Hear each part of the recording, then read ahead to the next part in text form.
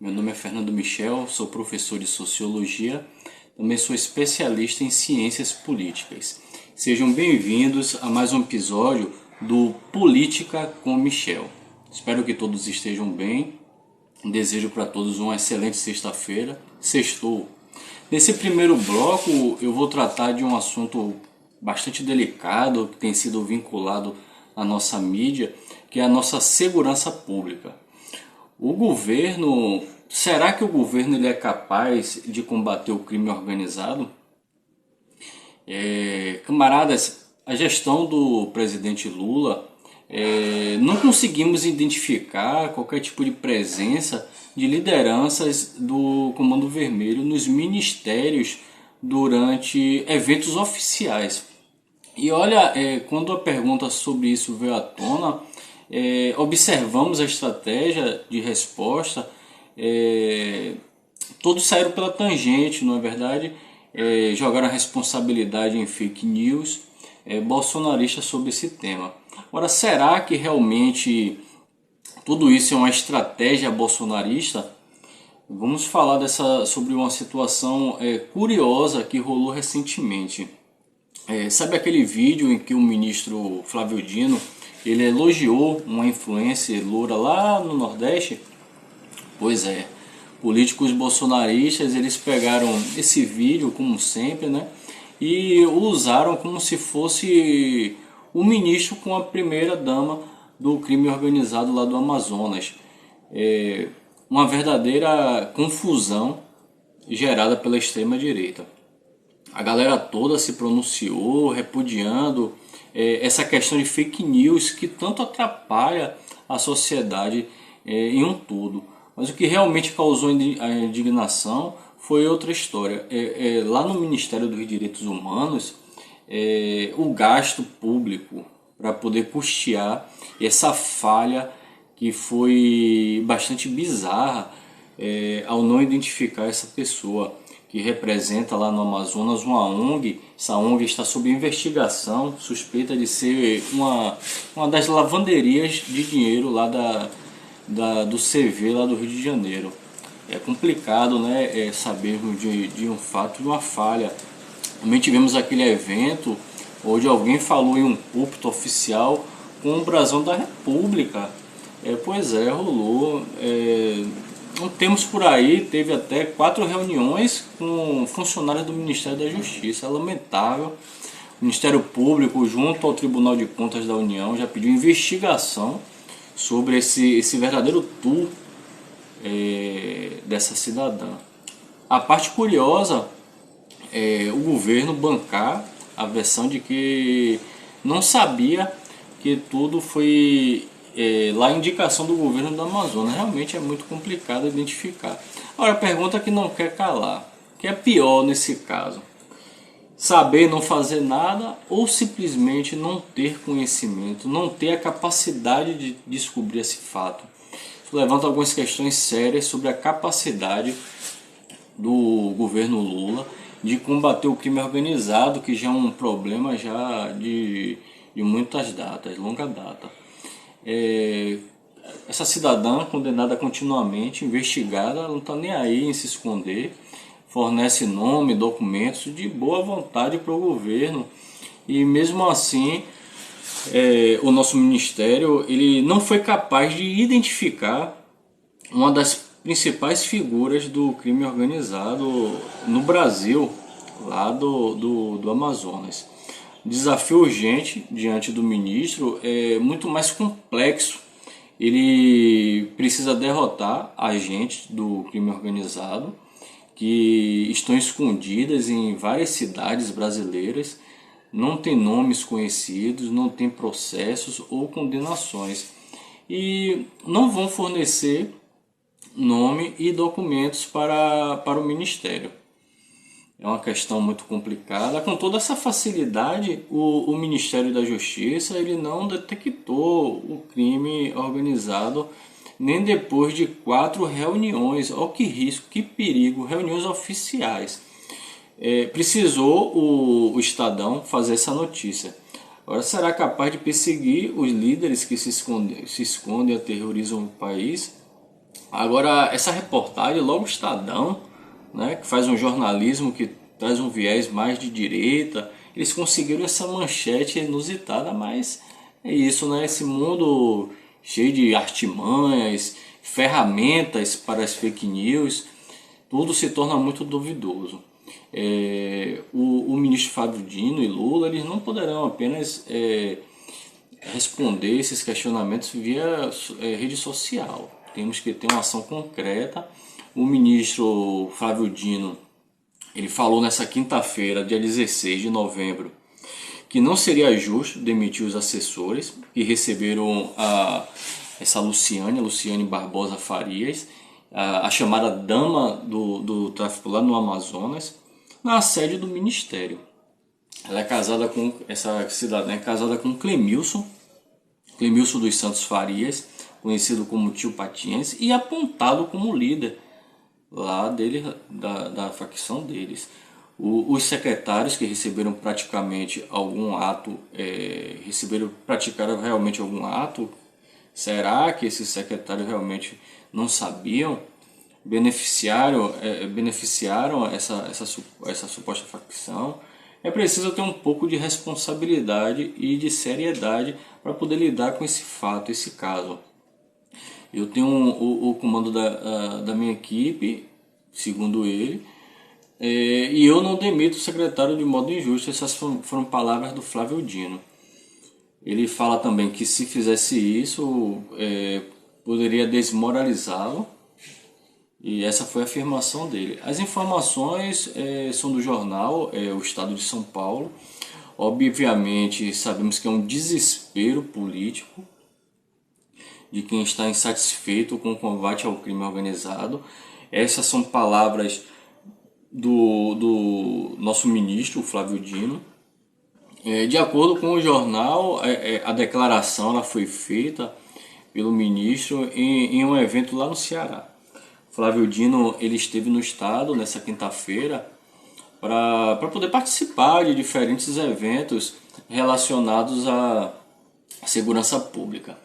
O Flávio Dino também recebeu o título de cidadão cearense lá na Assembleia Legislativa do Estado. O Dino ele participou de uma entrevista a jornalistas junto ao governador Elmano de Freitas, lá do PT do Ceará. Esses compromissos eles não estavam na agenda oficial do Ministério, mas foram divulgados por meio de redes sociais do ministro Flávio Dino.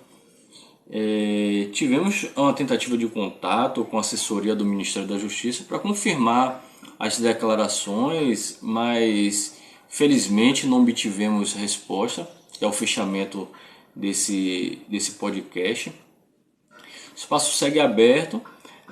Luciane Barbosa Farias, a dama lá do tráfico, como é conhecida, Luciane Barbosa é casada há 11 anos com Clemilson dos Santos Farias, ele que é o líder lá do Comando Vermelho no Amazonas, facção de lá, comanda essa área. Era o número 1 da Polícia do Estado até ser presa em dezembro de 2022. A Luciane ela foi recebida 2 vezes nos últimos 3 meses por assessores do Ministério de Dino. Participou de audiências, teve contato com o secretário o Elias Vaz e o Rafael Velasco em março e maio deste ano. Junto à ILA, que é a Associação Instituto Liberdade do Amazonas. Segundo a Polícia do Amazonas, a organização que ela ocupa o cargo de presidente, atua em prol de presos dessa mesma facção e é financiada com o dinheiro do tráfico de drogas. De certo, temos absoluta certeza que a extrema-direita ela está usando este fato, que realmente é lamentável, para colocar o seu programa, sua ferramenta fake news a todo vapor. Vamos para os comerciais. Retornaremos em instantes com o próximo bloco.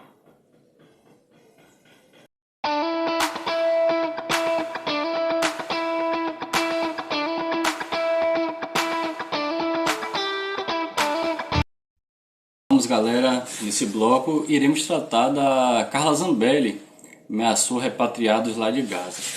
A deputada Carla Zambelli, PL São Paulo, afirmou nessa quinta-feira, ontem, dia 16, que avalia entrar na justiça contra Hassan Rabi, homem de 30 anos, que foi recentemente repatriado da faixa de Gaza ao Brasil. Ela para poder solicitar o cancelamento de sua naturalização. A Carla Zambelli, mais uma vez, entrando nos holofotes e, pelo visto, como sempre, Carla Zambelli ela aparece no holofote de uma forma inconsequente, uma forma negativa diante de seu posicionamento, porque uma parlamentar, alguém que tem uma vida pública, apresentar um comportamento como ela é complicado. Ele faz o pedido de proteção ao governo após essa ameaça, o Hassan. Foram mais de 2 centenas de ameaças, segundo a advogada dele. Publicação de 2015, na qual Hassan Rabi ele sugere a queima de um ônibus em Israel. Essa publicação ela começou a circular na última semana. Um brasileiro repatriado da faixa de Gaza, na última semana, ele fez um pedido de proteção para sua família após seu retorno ao Brasil. De acordo com a advogada Thalita Camargo, da Fonseca, a Thalita ela representa o Hassan Rabi. Seu cliente ele recebeu mais de 200 ameaças pelas redes sociais. Mesmo numa situação dessa de crise, de guerra, tivemos mais de 2 centenas de ameaças. E não são fake news, são de perfis reais. Temos que garantir que esses brasileiros repatriados eles possam ter uma condição de vida aqui no Brasil. Palavras da advogada sobre o pedido de proteção feito ao Programa de Proteção aos Defensores de Direitos Humanos. Comunicadores e ambientalistas que são vinculados ao Ministério dos Direitos Humanos e Cidadania, MDHC, eles saíram de uma guerra. Tem parentes que continuam lá. Imagina o sofrimento dessas pessoas que são confrontados com esses discursos de ódio. É inadmissível uma postura dessa. Ainda segundo a advogada Thalita Camargo, outra solicitação, dessa vez uma solicitação de escolta, ela será protocolada ao Ministério da Justiça nas próximas horas. A advogada ainda disse que o Hassan Rabi e sua família eles têm medo de sair de casa. Esse programa de proteção em si ele acaba sendo uma interlocução mais rápida com autoridades caso ocorra alguma situação, algum evento. Eles não prevêem escolta, o que é um grande problema, completa a advogada. Essa situação, a Palestina anunciou que metade das suas vítimas que foram bombardeadas lá na faixa de Gaza são crianças e mulheres. Tivemos as publicações do Hassan lá em 2015. Essas publicações, infelizmente, elas começaram a circular em um momento inapropriado, pois ele solicitando essa queima de ônibus, essa situação. Ao chegar em São Paulo, ele chegou por meio de um voo da Força Aérea Brasileira. Nessa quarta-feira ele foi questionado pela imprensa e relatou não se lembrar dessas publicações. O Rabi ele também afirmou que o material ele estava sendo usado para ameaçá-lo, já que ele seria um dos mais ativos do grupo de repatriados. Tivemos na manhã da quarta-feira, ele publicou um texto defendendo a paz entre Palestina e Israel. O MDHC ele se manifestaram sobre o caso em nota.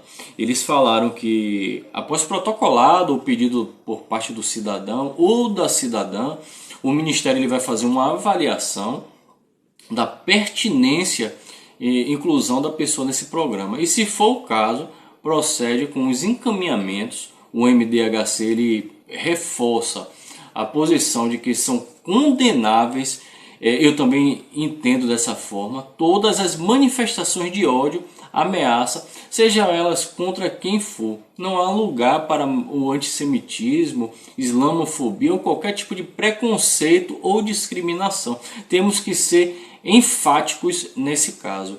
O Ministério da Justiça se manifestou sobre os casos de ameaças enviadas a repatriados.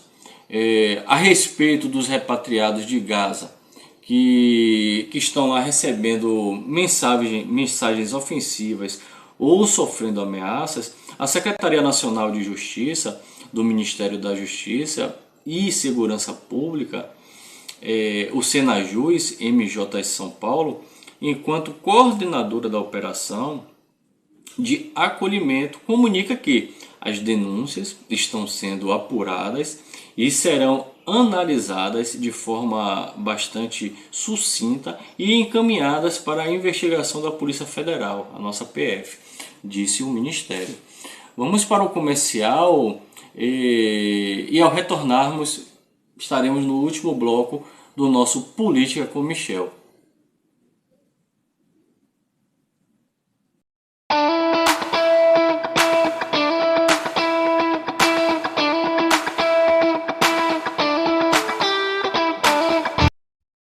Bloco eu vou falar sobre a ligação de Lula para o presidente de Israel. A ligação foi amistosa, teve uma conversa em português entre Lula e a esposa israelense, dizem algumas fontes.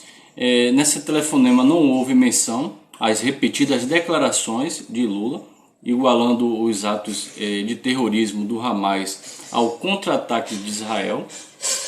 Essa conversa entre o presidente Luiz Inácio Lula da Silva, o Lula lá do PT, e o presidente de Israel, o Isaac Herzog, foi amistosa. Essa conversa começou com um gesto de delicadeza. Algumas fontes trouxeram essas informações que acompanharam esse telefone lá do Palácio do Planalto. Herzog chamou sua esposa, que fala português, para poder participar dessa conversa. Ela expressou sua tristeza com a guerra entre Israel e Hamas. O Lula ele fez votos de que a situação terminasse logo e a paz pudesse voltar ao país.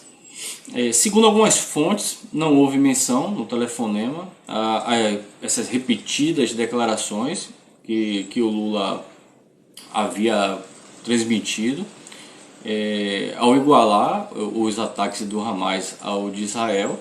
Essas declarações incomodaram a comunidade judaica no país. E é isso. Hoje foi um programa, um resumão do nosso Política com Michel. Espero que tenham curtido. Sigam a gente lá no Spotify, Facebook, Instagram. Uma boa sexta-feira para todos. E acesse o meu blog, o conhecimentoamichel.blogspot.com. Tenha uma boa leitura e até a próxima.